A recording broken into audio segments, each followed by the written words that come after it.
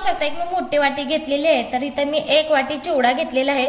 तो चिवडा आपण या भांड्यामध्ये टाकून घेणार आहोत आणि त्यामध्ये आपण इथं दही टाकणार आहोत. तर इथं मी 2 चमचे दही टाकणार आहे. तर इथं 2 चमचे मी दही टाकून घेतलेलं आहे. तर ते काय करायचं, हाताच्या साहाय्याने असं मिक्स करून घ्यायचं. तर हे दही आहे ना ह्या चिवड्यामध्ये चांगलं मिक्स करून घ्यायचं. तर एकदम आपल्याला जास्त दही नाही टाकायचं, थोडं थोडं करूनच टाकायचं. तर पहिल्यांदा मी इथं 2 चमचे दही टाकलेलं आहे. तर हा चिवडा माझा दिवाळीचा राहिलेला चिवडा आहे. त्यापासून आपण नवीन छान अशी नाश्त्याची रेसिपी करणार आहोत. तर खायला पण एकदम मस्त लागणार आहे. तर आता इथं मी 2 चमचे दही टाकलं होतं, तर ते आपलं व्यवस्थित असं मिक्स झालेलं आहे. तर मला इथं चिवडा आणखी थोडा सुक्का वाटत आहे, म्हणून मी आपण 1 चमचा आणखी दही टाकून घेणार आहे आणि ते चांगलं असं मिक्स करून घ्यायचं. तर आता इथं आपण दही पण मिक्स करून घेतलेलं आहे. तर आता त्याच्यामध्ये मी इथं अर्धा चमचा अद्रक लसूण पेस्ट घेतलेली आहे, ती ह्याच्यामध्ये टाकून घ्यायची. तर इथं मी एक कांदा घेतला होता, तो बारीक असा चिरून घेतलेला आहे, तो पण ह्याच्यामध्ये टाकून घ्यायचा. तर इथं मी 2 हिरव्या मिरच्या घेतलेल्या आहेत, त्या पण ह्याच्यामध्ये बारीक चिरून घेतले, ते ह्याच्यामध्ये टाकून घ्यायच्या. आणि 1 टोमॅटो घेतलं होतं, ते पण ह्याच्यामध्ये टाकून घ्यायचं. आणि इथं मी एक बारीक खिसणी घेतलेली आहे आणि इथं एक उकडलेला बटाटा घेतलेला आहे, तो पण आपण ह्याच्यामध्ये खिसून टाकणार आहोत. तर इथं व्यवस्थित असा हा खिसून घ्यायचा. तर तुम्हाला जर माझी ही रेसिपी आवडली ना तर मला कमेंटमध्ये नक्की सांगा, आणि नाही आवडली तरी पण सांगा. तरी चांगला असा बटाटा व्यवस्थित खिसून घ्यायचा.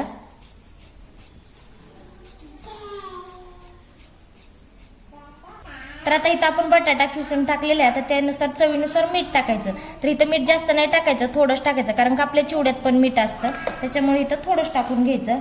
आणि बारीक चिरलेली कोथिंबीर पण ह्याच्यामध्ये टाकून घ्यायची आणि सर्व आता मिक्स करून घेणार आहोत.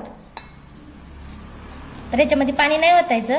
तर हे आपल्या दह्याच्या आणि बटाट्याच्या ह्याच्यातच व्यवस्थित चांगलं मळून घ्यायचं. तर इथे बघू शकता आपलं हे मिश्रण तयार झालेलं आहे आणि आपण हे साईडला ठेवून देणार आहोत. आणि जर समजा तुमच्याकडून जर थोडंसं पातळ वाटायला लागलं तर ह्याच्यामध्ये थोडासा चिवडा टाकून घ्यायचा किंवा बटाटा टाकला तरी पण चालतो.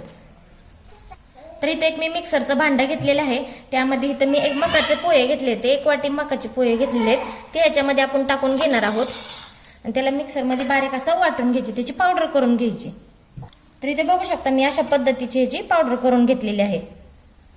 तर इथे मी 2 चमचे मैदा घेतलेला आहे. तर आता त्याच्यामध्ये आपण पाणी ओतणार आहोत आणि थोडंसं पातळसं करून घ्यायचं. जास्त पातळ नाही करायचं, मध्यम असंच ठेवायचं. तर जो आपण पोहे खातो ना तोच चमचा घ्यायचा, जास्त मोठा नाही घ्यायचा. तर इथे बघू शकता अशा पद्धतीने मी हे मिश्रण तयार करून घेतलेलं आहे.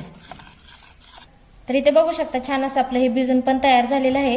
तर आता काय करायचं, थोडंसं असं हाताला तेल लावून घ्यायचं आणि तेल लावल्यानंतर हे असं थोडंसं मिश्रण घ्यायचं आणि असा गोल गोल गोळा करायचा, किंवा कसा पण तुमच्या मनाने असा याला आकार देऊ शकता. तर इथं मी आता उभा असा आकार देणार आहे. थोडंसं असं हाताच्या साहाय्याने दाबायचं व्यवस्थित असं. तर हे बघा मी अशा पद्धतीने असा आकार देणार आहे. तर इथं बघू शकता मी अशा पद्धतीने तयार करून घेतलेलं आहे. तर आता हे काय करायचं, जे आपण मकाचे पोहे केलेले होते ना बारीक, ते असं एक घ्यायचं आणि ह्याच्यामध्ये व्यवस्थित असं हे लावून घ्यायचं. हे मिश्रण चांगलं असं ह्याच्यात लावून घ्यायचं. तर हे बघा असं थोडंसं हाताच्या साहाय्याने असं दाबायचं आणि व्यवस्थित असं हे लावून घ्यायचं.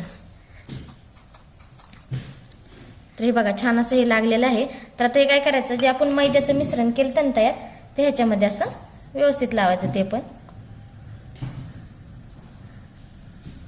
तर हे बघा अशाच पद्धतीने आपण सर्व मिश्रणाला लावून घेणार आहोत. तर इथे मी गॅसवर एक कढई ठेवलेली आहे, त्याच्यामध्ये तेल टाकलेलं आहे. तेल थोडंसं गरम करून घ्यायचं. तर इथे बघू शकता आपलं तेल गरम झालेलं आहे आणि गॅस हा मध्यम ठेवायचा आता, आणि त्यामध्ये आपण हे टाकून घेणार आहोत. तर ह्याला लालसर होईपर्यंत आपण हे तळून घेणार आहोत मध्यम गॅसवरती.